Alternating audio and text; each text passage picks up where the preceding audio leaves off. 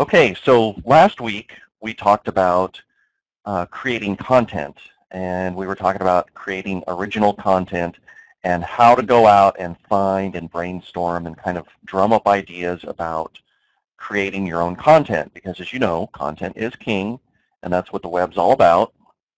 And content comes in many forms and fashions.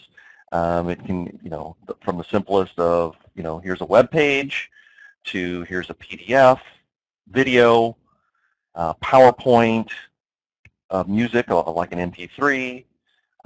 There are various forms of content, and they all qualify for being called content. And if you can create one or more of those kinds of content, you're going to be way ahead of the game.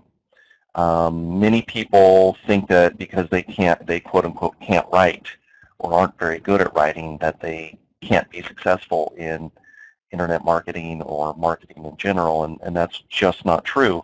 It's actually quite easy to write, and I know people think that, I must be an especially good writer because I write a lot and I talk about how easy it is. Well, I don't think it's that difficult, and in the past I've shown you various ways to write articles. Like, for example, I had a webinar a few weeks back that showed how to write a blog post or an article in about 7 minutes, and that was from beginning to end. So this is the second part in a series of 3 on content. The first part was content creation. The second part is content curation. And the third part, which will be next week, is content circulation. So they're all beginning with CC. So this really is going to serve as your practical guide to content curation.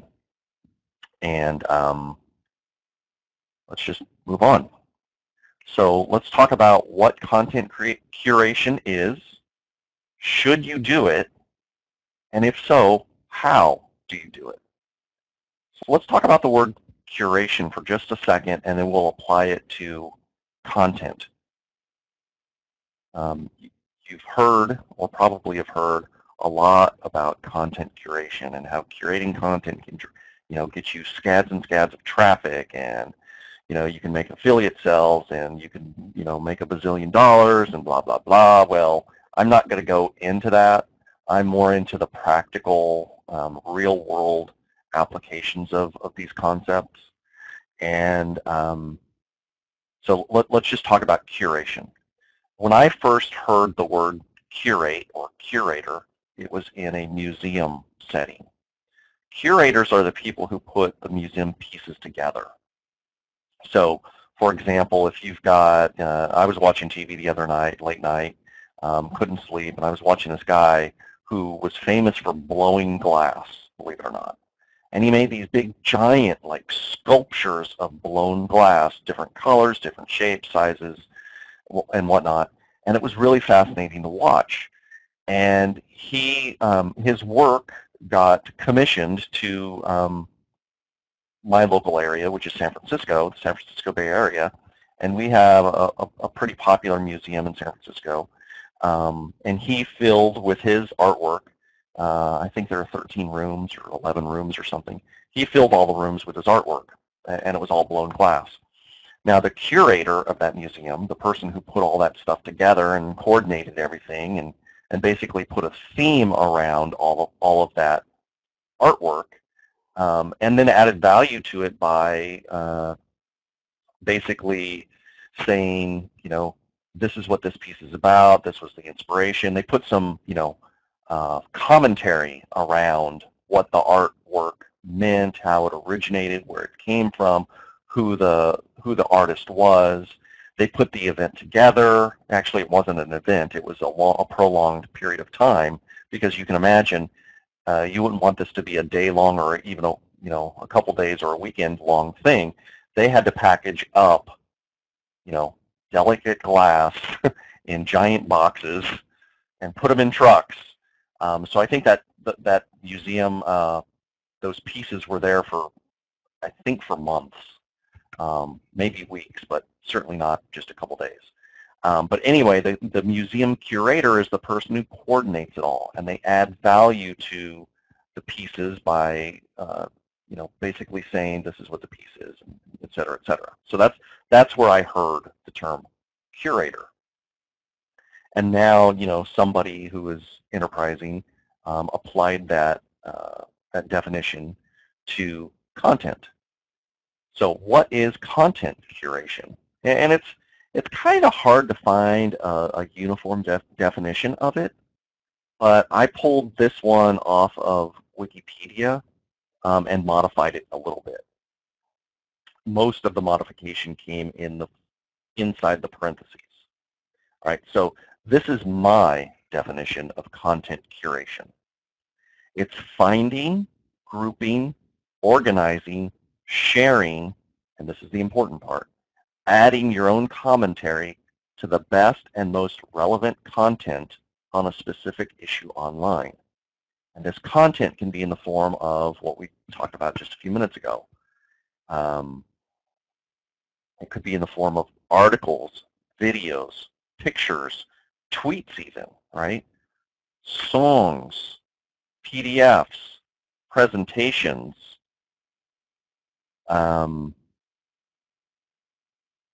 you name it. It could be virtually anything that you can find on the web.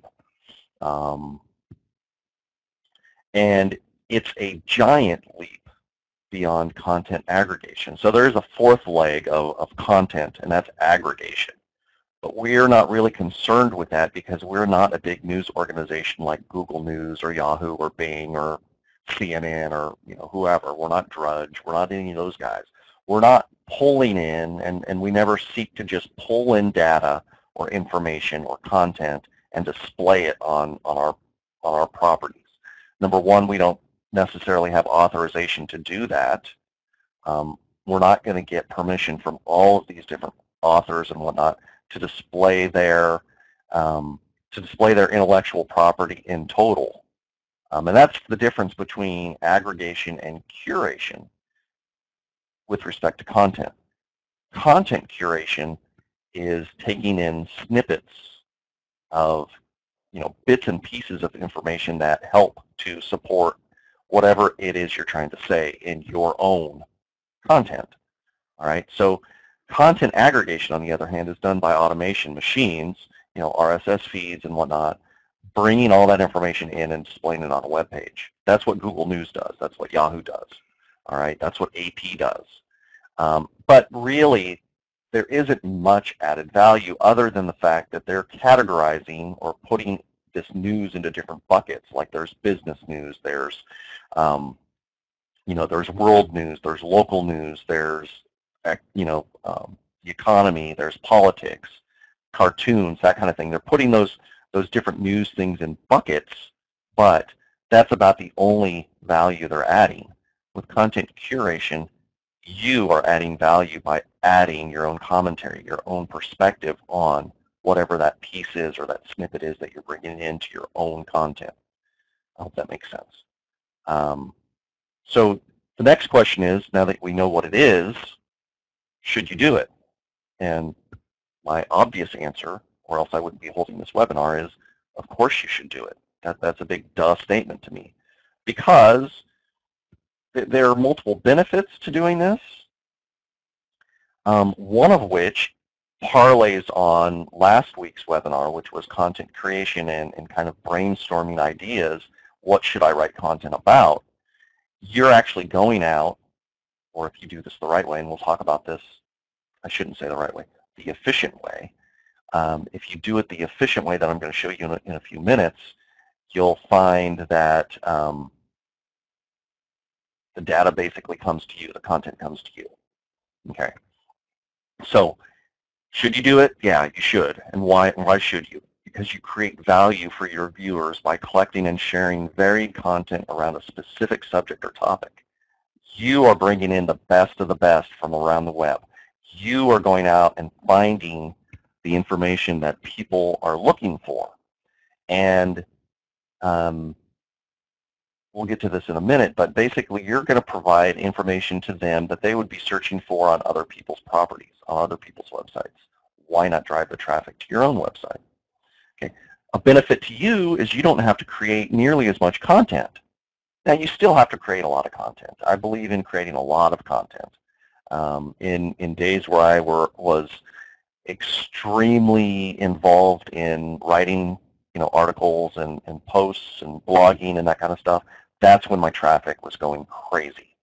And I like it, I enjoy it, I just don't have as much time for it, but I'm really trying to get back down to at least one post a day on my main website. And while I don't always do that, I think it's a good goal to have, and it's definitely a good goal for you to have. But you don't have to come up with all of the content on your own. You can get content from other people, use snippets of it, write around that content, and make your own, basically create your own content. You can save time by sharing the best of the best and giving your viewers the content they see. We talked about this just a minute ago. One thing that you can do that adds tremendous value and doesn't require a lot of work or even a lot of writing on your part is to do what bloggers call roundups. And that is, you basically say, Friday is the day that I'm going to do a roundup on all of the, basically on all the best content around whatever topic you want to concentrate on. So if you're into internet marketing, or maybe you specialize in SEO, search engine optimization, maybe you'll go around the web, collect all of the best articles and videos and whatnot, put snippets of those with links back to the original content, put all that stuff in a blog post, and then publish it and send that out. What you're doing is, for the people who regularly read your blog, they can go to one place and get all their information. And they know, because you're the expert or the authority, they know that, yeah, Bill or George or Mike didn't write all of that content, but he provided a valuable service to me because he didn't collect just a bunch of junk, a bunch of random stuff. He picked the best of the best. And I know I can go to him as my one-stop shop for all things SEO. All right. The other really nice benefit to doing content curation in the way that we're talking about right now, as opposed to content aggregation, is you may just grab some authority by curating content from well-established authors in your area of expertise. So going back to the SEO example, if you go and find an article written this week by Danny Sullivan, who's like, one of the gurus of search engine optimization, if you pull in a snippet from one of his posts and put it on one of your blog posts and write a nice, compelling, well thought out blog article, he's most likely going to get a ping back once you publish. He's going to get a ping back saying, hey, Mike over there published a piece that included a link back to your site. He could very well go look at that. He could very well comment on that. And once you start getting authority figures looking at your site and engaging with your content, creating content, not creating content, but commenting on your information, commenting on your posts, or maybe they'll turn the tables and start curating your content. They might even ask you to write guest posts for them if they like your style, if they like what you do. So you could actually grab a whole lot of authority, and it can be instant. It can be very quick. I mean, imagine if Danny Sullivan, if you're an SEO guy, and Danny Sullivan comments on your blog and says, hey, let's start up a conversation about this. Head back over to my blog and, start engaging there. You could get a lot of traffic, direct traffic from a very, very high trafficked website back to yours. Search Engine Watch is huge. I think that's his, if memory serves me. Search Engine Watch is huge, and everybody in SEO looks at that pretty much on a daily basis. I know I do. And if you start getting, direct traffic from that place, you're pretty much golden. So those are 4 reasons why you should do content curation. Now, how do you curate content? All right, so basically it's a step-by-step process. You have to go find sources. So we've talked about keywords, selecting keyword phrases that you want to be known for, that you want to drive traffic to. So go back to that list, and it's always a 3-tier list. So this is the way I do keyword research. I have a main keyword. So for example, using SEO again, as the example we're going to use in this webinar, search engine optimization might be my main or my primary keyword phrase. That's what, if I had unlimited resources, unlimited time, unlimited money, that would be the term that I would want to rank #1 for in Google and other search engines. Okay. Now, because I don't have unlimited time, resources, or money, I don't think anybody does except maybe Google and Apple, and even that's not unlimited. You have to go one level down and then another level down. So the secondary keywords, and I'm not going to go over this in depth, but you have secondary keywords that are basically one rung down the ladder in terms of traffic potential, but at the same time, as your traffic potential goes down, your competition also usually goes down. So it's easier to rank for those secondary keywords. Those secondary keywords support and link back to your primary keyword, and the same goes for your tertiary or third level keywords. They are very easy, generally, they are very easy to rank for. And you start there with your content. You start creating content around those tertiary keywords. And they support your secondary keywords, meaning they link back to them, they refer to them, they use them as the secondary keywords as anchor text. So you've got this three-legged or this 3-tiered pyramid going on. One primary keyword phrase, up say 5 to 10 secondary keyword phrases, and up to 100 or more third level or tertiary keyword phrases. All right, so now that you know what your keywords are, you can go start searching for authoritative, and you really want to use authority sites to curate your content from, because again, one of the main benefits is that you're going to pull authority from that authority website to your website, as I explained just a few minutes ago. So fire up Google or Bing or whatever your favorite search engine is for actually getting information, and go type in some of your keywords. I would focus on the secondary keywords at first, maybe even the tertiary keywords at first if you're if your website is brand new. And type 5 or 10 of those into Google or Bing or whatever, and find the sites that rank the highest. Those are usually the authority sites. And basically bookmark those, record those for future use. And I'm going to show you some tools to use that will help you with that. But you want to find news sources, blogs, look on Twitter, look on Facebook, look on Google+, YouTube, Pinterest, SlideShare. Basically wherever anybody can load up content, those are the places where you want to go to curate that content. All right, so we're collecting content by keyword phrase, and there are 2 tools that you can use that are free and easy to use, and they're both put out by Google. One is Google Alerts, and if you just go to Google and type in alerts, it's the very first search term, and it's very easy to use. It's basically a tool that allows you to type in a keyword phrase and deliver any new content that's out there on the web that's discovered by Google, either in a kind of an email basis or in a feed or RSS basis. So it's real time or kind of batch time.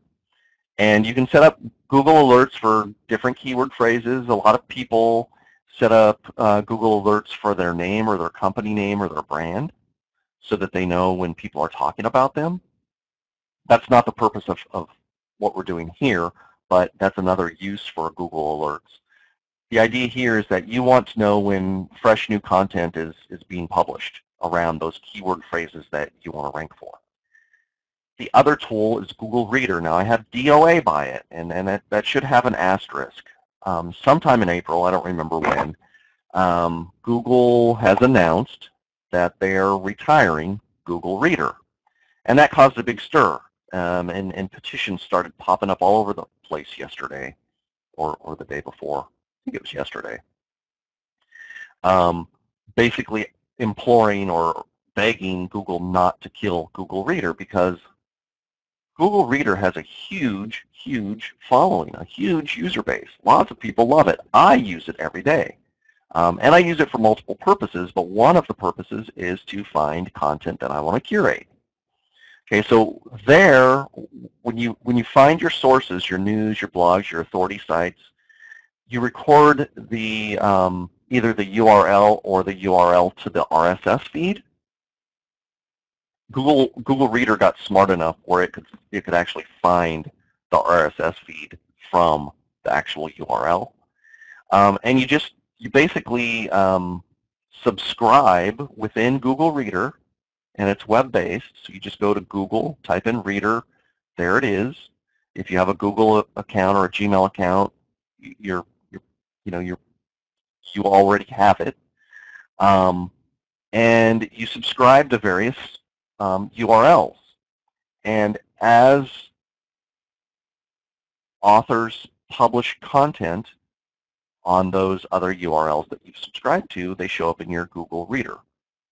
Very, very valuable, very, very efficient and effective for finding good content to curate. All right, so Google Reader's dead, as far as we know, in the next month. And I'm looking for alternatives, and I've got a few in a couple more slides down. But the concept of the tool will remain the same. Basically, you're going to subscribe to RSS feeds or to URLs for content from authority sites that you want to curate content from. All right, so the next step in the process, once you have some content that you want to curate, and you don't have to curate 100 pieces of content every day. If you endeavor to write one blog post a day, and you say that I want to curate, three blog posts a week, and I want to write 2 blog posts on my own, that's a good, that's not a bad prescription. All right, so each day go out and find one piece that you want to curate. And you kind of do this like a college term paper, if you remember, or a high school term paper, if you could remember back that far. It's been a long time for me. But what you do is you have a premise or a theme or, kind of an overarching topic that you want to talk about. Again, keyword driven.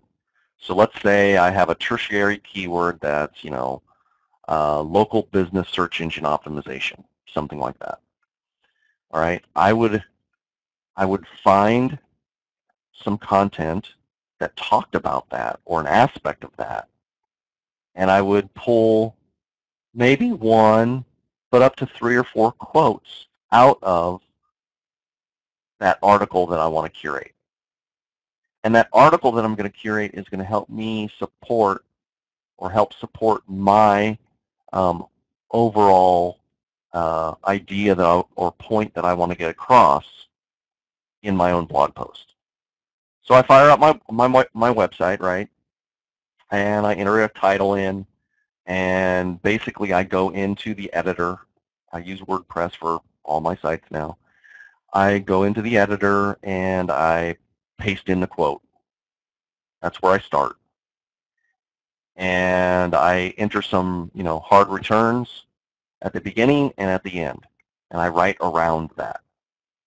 So I'm not going to tell you how to write a blog post in this webinar. I've got plenty of content out there on that topic that you can go find. But basically, you write an introduction, you talk about the topic, you introduce the quote that supports your point, and then you basically summarize or draw a conclusion. All right. You can comment on that quoted content, or you can agree with it, disagree with it, whatever. Point is, you've got the content in there that is helping you either to support your point. You could use it to kind of like offer a counterpoint to whatever point you're trying to make. There are many, many ways to deal with this. The idea is you're taking content from somebody else, you're putting it in your own blog post, you're writing around that text, if it's text. It could be a video, right? You can go to YouTube and find a video that you want to curate, right? And write comments or editorialize around that, okay? And what you're doing with this, again, is you're really helping your viewers, whether they're regular viewers or people who stumble onto your content through search engines, through other referrals, through other websites. Your viewers are going to find you because they're looking for the content that you're curating, all right? And rather than find it on the original source, wouldn't it be better if they found it on yours? Because what you're going to do, it's not like you're stealing the content, you're not plagiarizing the content, and we'll talk about this in a minute. You're giving credit where credit's due. But if you can rank higher than the original author for that content, isn't that awesome? You're still going to probably drive a little bit of traffic back to the original author's website, and that's good. He'll appreciate that, or she. All right, so you want to present the content in an organized manner, and the idea here is to add value. It's not republishing, it's not plagiarizing, it's not stealing. It's more like remixing. You're basically mixing the content you're curating with your own content. And you're adding your own personal commentary, personal thoughts, considerations, or it could be professional considerations, right? In that post, you want to call attention to the curated content. Now, how do you do that? It's really easy with, you use standard HTML and WordPress, editing capabilities. What I do, and it depends on the theme, but a lot of themes allow you to use quotes, which will give you some big fat quotes with some indentations. If you don't have that capability in your theme and you don't want to use a shortcode plugin or whatever, you can always just put a horizontal rule before, open bracket, HR, close bracket.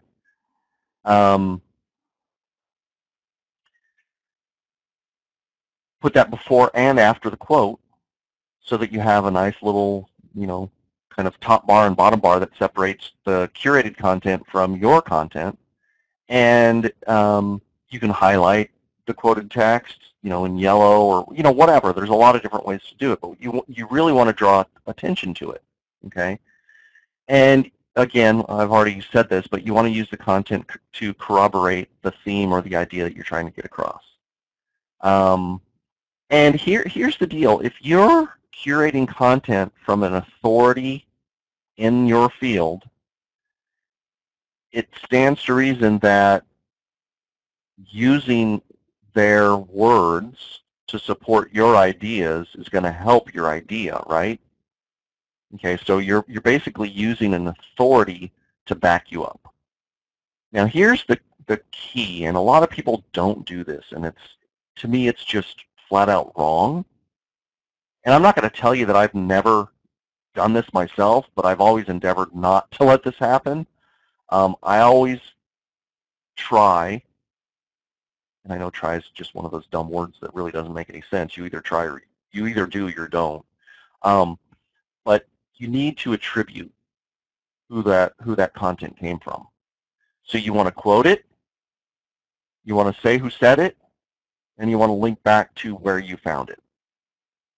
And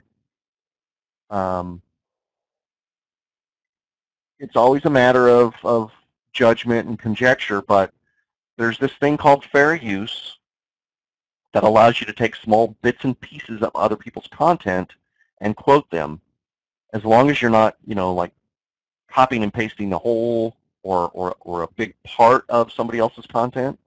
Like, this has happened to me before. I've written an article or a blog post, and I have Google Alerts set up that show me when people are talking about what I'm talking about.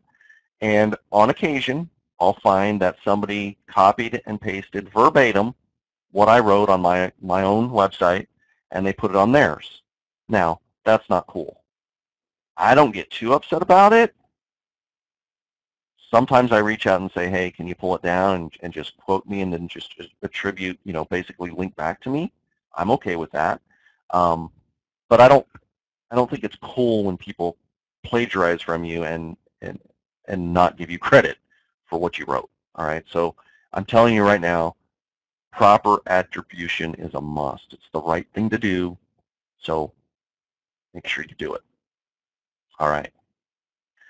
So as I mentioned in the email that went out today, this was going to be a short webinar because I think you get the idea, and the more you read about content curation, the more you'll understand it and get a better feel for how you can use it in your own publishing. All right, so we're probably going to wrap this up in just a few minutes, but I wanted to point out a couple content curation resources. The aforementioned Google Reader, it's being retired, or so they say, unless Google, takes to heart all of the petitions that have been signed.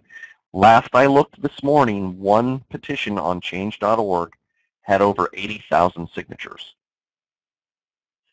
Not a big number, but that's pretty big in a day. So there are some. Oh, here's the link to the change.org petition that has 80,000 signatures. But there are some alternatives. I just listed two. But they're, the people who run these services, they know what Google is up to with Reader, and they, they're basically getting in front of the curve and saying, hey, Google Reader's retiring, come to us, and here's how you do it. And many of them will actually either import your Google Reader subscriptions that you already have, or they'll make it very easy for you to sign in using your Google account, and they'll basically pull in your content. It's pretty cool. So I haven't used NewsBlur. I took a look at it yesterday, and it's pretty interesting. I have been using Feedly, and this right here is their announcement saying, yeah, we know Google Reader is being retired. Here's how you take advantage of our service, and it integrates perfectly and seamlessly with Google Chrome, the browser.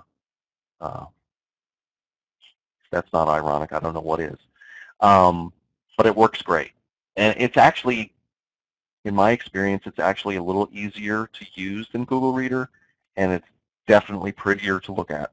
Google Reader was bare bones. It was pretty ugly, but it got the job done. And it doesn't really matter if I'm looking for content. I want to find content. I don't care how pretty the website is.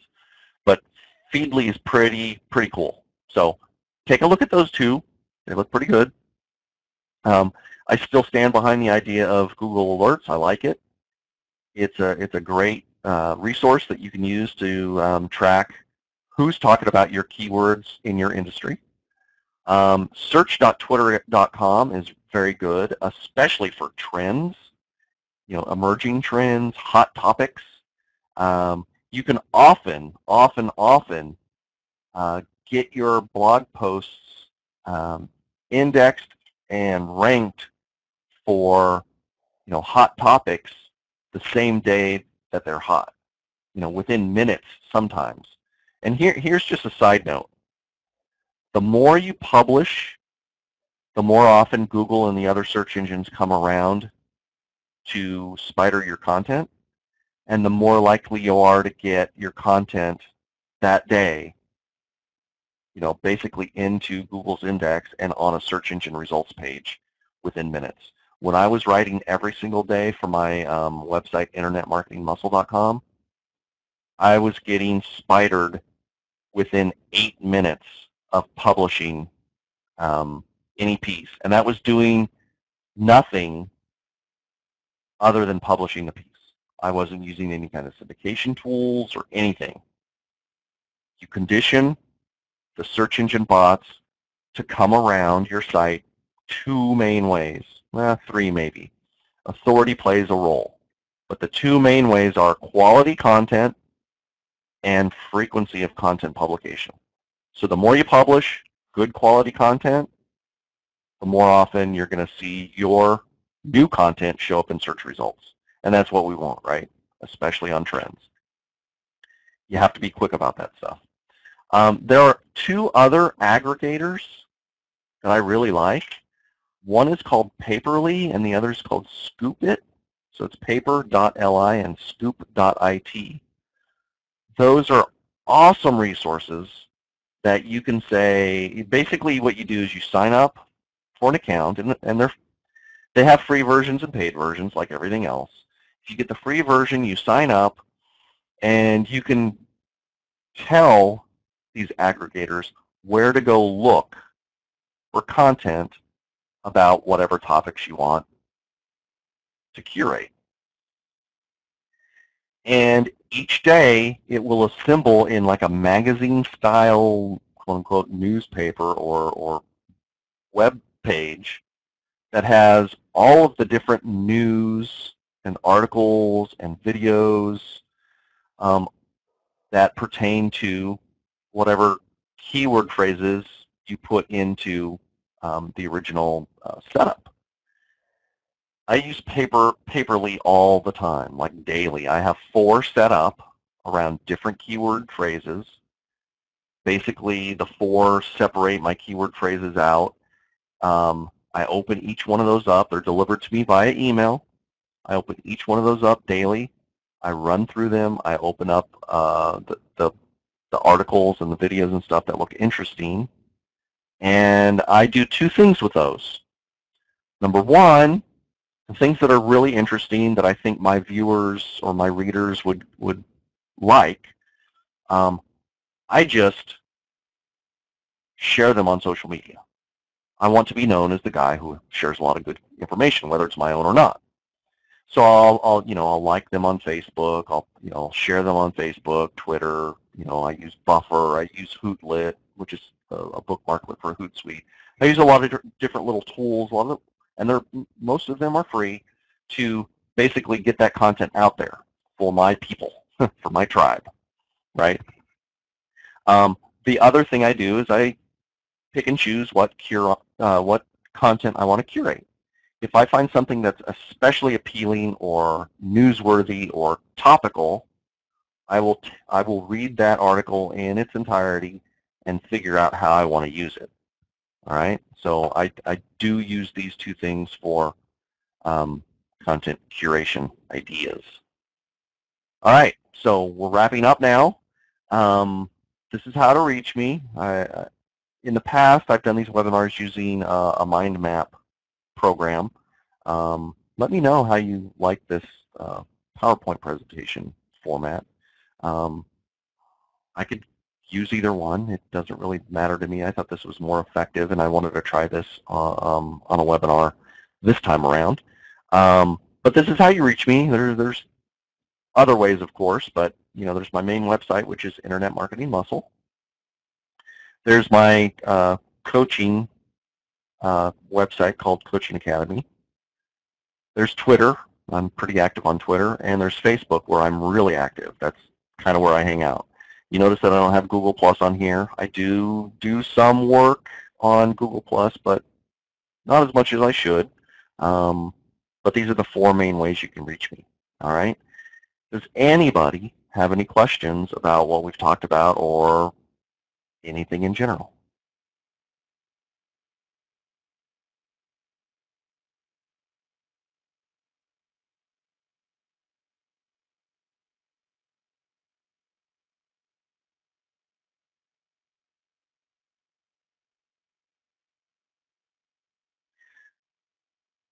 Okay, I'm not seeing too many questions, and I think most of them have been answered at some point. So I'm going to put the replay up as soon as I can render it, assuming that everything goes well. Hopefully the sound works out all right and the video's good. But barring any unforeseen circumstances, the replay will be up either tomorrow or Sunday. So go to, and I'll put it up on coachingacademy.us, so it's coaching-academy.us. It'll be in the form of a blog post, so you don't have to sign up or register or log in or anything like that. It'll just be there. And I want to make an announcement that my future plans with these webinars is to be the beginning of products that I create for sale. Now, no, I'm not going to start charging people to come on these webinars. The webinars are going to be free as long as I can do them. But the webinar is going to be a piece of a paid product that I put up for sale in probably on the Warrior Forum, maybe on my own website, where I sell for, a small amount of money, the replay, any materials around it, PDFs that I create around it, videos that I create. I'm going to create little products around that. So if you want all the free content you can get, keep coming to these webinars every Friday, 3 p.m. Pacific. If you miss one, the replays will be up, but all the other materials around them, that help support, are going to be packaged into a product that I put up for sale, and it's going to be part of my coaching program. So just to let you know, if you're interested in that, we can talk about that next time around. I think that's it. So I'll give you back 15 minutes of your hour. Go do something. Check out some of these resources. I think you'll find that curating content is fun.